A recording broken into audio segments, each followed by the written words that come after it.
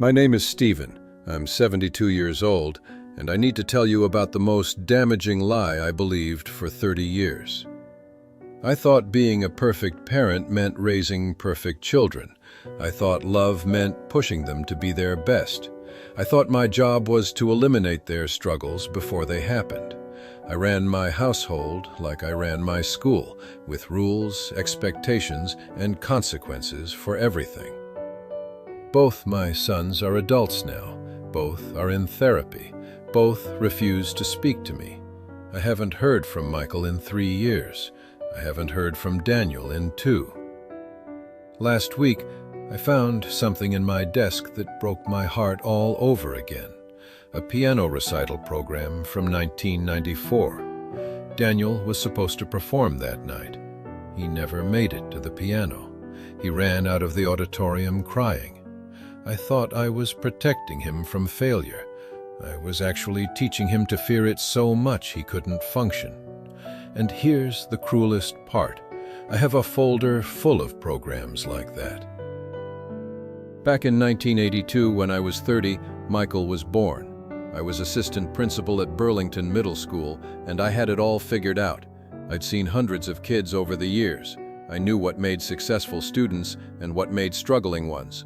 I wasn't going to let my son be one of the struggling ones. From day one, I had a plan. Educational toys, structured schedule, classical music during nap time. Linda thought I was going overboard, but I knew better. I was going to give my son every advantage.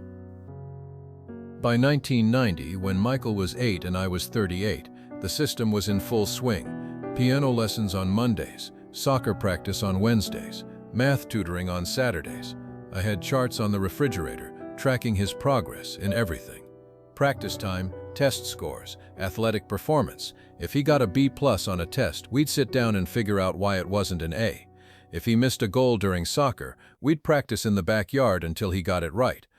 When Daniel was born in 1985, I doubled down. 2 sons meant twice the opportunity to get it right. I had both boys on schedules that would make military officers proud. 6 a.m. wake-up, breakfast with educational flashcards, structured playtime with learning objectives. I became principal that year, and I brought that same organizational mindset home. Every moment was planned, every activity had a purpose. Around 1992, when I was 45, things got more intense. Michael was 10 and struggling with confidence. Instead of backing off, I added more structure. More practice time, more tutoring, more activities. I enrolled both boys in piano competitions. Michael placed 3rd in his age group. I asked him why he didn't place first. Daniel, who was 7, heard me ask that question. I still remember the look on his face, fear, but I told myself it was motivation. The breaking point came in 1994. Daniel was 9, preparing for his first major piano recital. He'd been practicing for months. I had him playing the same piece over and over until it was perfect. The night of the recital, I sat in the front row with my video camera, ready to capture his moment of triumph. When his name was called, he walked up to the piano, sat down, put his hands on the keys, and then just froze. 30 seconds passed. Then he stood up and ran out of the auditorium crying. After the piano incident, I found Daniel's music notebooks hidden under his bed. Every page covered in eraser marks, notes he'd written and rewritten trying to get them perfect. Some pages were torn from being erased so many times. That's when it hit me that I wasn't helping him strive for excellence. I was teaching him that anything less than perfection was failure. But instead of changing course, I decided he needed better instruction, more practice time, different techniques. By the time I turned 52 in 1999, both boys were teenagers, and our house felt like a pressure cooker. Michael was 17, getting straight A's, but he'd developed anxiety attacks. Daniel was 14 and had stopped talking to me unless he had to. Dinner conversations were me asking about grades, assignments, and goals. They'd answer in monosyllables and ask to be excused. Linda told me I was too hard on them. I said I was preparing them for the real world. Michael went to college in 2000. And I thought distance would help our relationship. Instead, he barely called. When he did call, it was to talk to his mother. During his sophomore year, he switched his major from pre-med to art history. When I asked him why he was throwing away his future, he said, "Dad, I've never made a decision in my life that you didn't make for me first." He stopped coming home for holidays that year. Daniel graduated high school in 2003 and moved out immediately, didn't go to college, started working at a coffee shop and renting a tiny apartment across town. I was furious. All that preparation, all that structure, and he was wasting it. When I confronted him, he said something I'll never forget. "Dad, you didn't raise children. You tried to build trophies." Our relationship never recovered from that conversation. When I retired in 2010 at 65, I thought I'd have time to repair things with my sons. I reached out to both of them. Michael was living in Oregon, working as a museum curator. He was polite but distant. Daniel had moved to Colorado, working odd jobs. Neither of them wanted to spend time with me. When I asked why, Michael said, "Dad, being around you still makes me feel like I'm failing at something." 3 years ago, in 2020, I learned that both my sons were in therapy. Not because they told me, but because Linda mentioned it during one of our rare conversations. They were both dealing with anxiety, perfectionism, and fear of failure. Issues that started in childhood. Issues I had given them. Michael told his mother that he'd never felt good enough growing up. Daniel said he still heard my voice in his head criticizing everything he did. Last month I was going through old papers and found a folder full of recital programs, report cards, and achievement certificates from when the boys were young. Evidence of all the times I'd pushed them to perform instead of just letting them be children. That piano recital program from 1994 was on top. I remembered how disappointed I was that night. Not worried about Daniel, not concerned about his feelings, just disappointed that our performance wasn't perfect. Here's what 42 years of being a father taught me. Perfect parents raise broken children. Love isn't about eliminating your children's struggles. It's about being there when they struggle. Support isn't about pushing them to be better. It's about accepting them as they are while they figure out who they want to become. I'm 72 years old now. I have 2 sons I barely know and 3 grandchildren I've never met.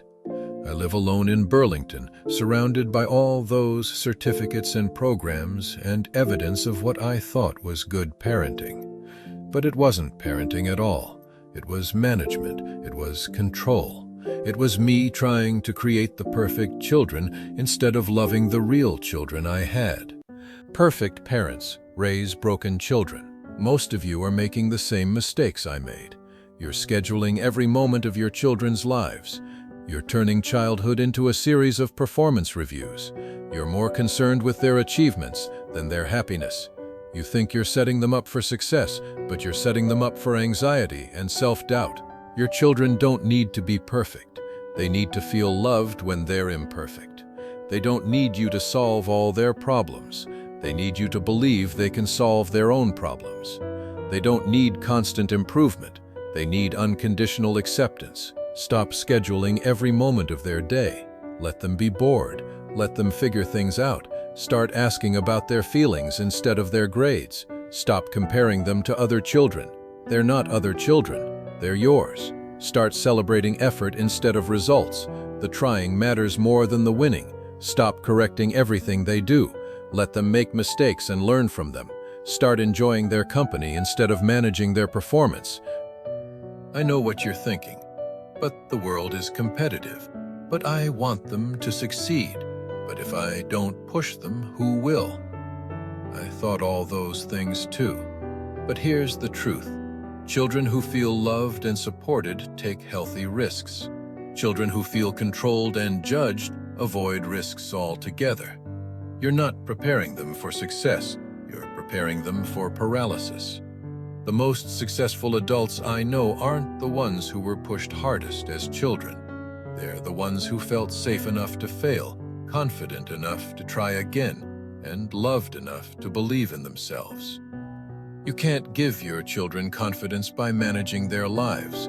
You can only give them confidence by believing in their ability to manage their own lives. I spent 30 years trying to build perfect sons and ended up with 2 broken men who can't stand to be around me. Every piano lesson I forced, every grade I questioned, every achievement I minimized because it wasn't quite good enough. It all added up to the same message: you're not enough as you are. Your children will remember how you made them feel long after they forget what you taught them. They'll remember whether home felt safe or stressful. They'll remember whether you celebrated their victories or pointed out their shortcomings. They'll remember whether you loved them for who they were or tried to turn them into who you thought they should be. Don't waste decades learning what I learned. Don't sacrifice your relationship with your children on the altar of their achievements. Don't mistake control for love or pressure for support. Because at the end of the day, all the trophies and certificates in the world won't matter if your children can't stand to be in the same room with you. The goal isn't to raise perfect children. The goal is to raise children who know they're perfectly loved, exactly as they are. If this story makes you uncomfortable, it should. If it makes you want to hug your kids instead of improving them, even better. Share this with any parent who needs to hear it. Subscribe if you want more hard truths from someone who learned everything too late, and then go tell your children you love them exactly as they are. They need to hear it more than they need another lesson.